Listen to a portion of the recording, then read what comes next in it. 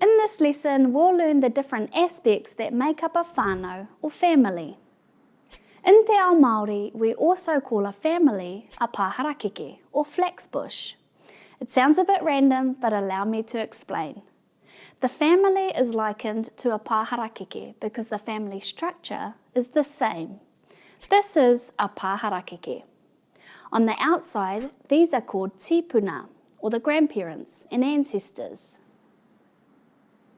Inside that are the mātua, or awhirito. Mātua means parents. Then we have the tamariki, or rito, which are the children. Okay, so now we know what a pāharakeke is, let's get into the kupu. Our ancestors are commonly referred to as tipuna. Our grandparents are known as kaumātua. Kaumātua literally translates to no parents. Mātua are our parents.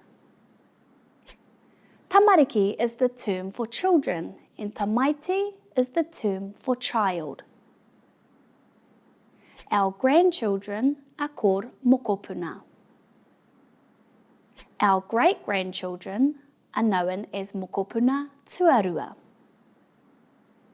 And every generation after that are called uri, or descendants.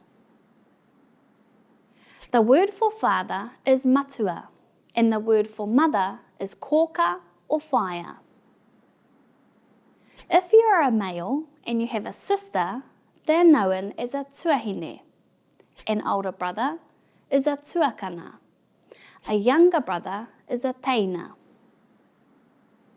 If you're a female, your brother is a tungane. If you have an older sister, she's a tuakana. If you have a younger sister, she's a teina. There's a lot to learn in this one.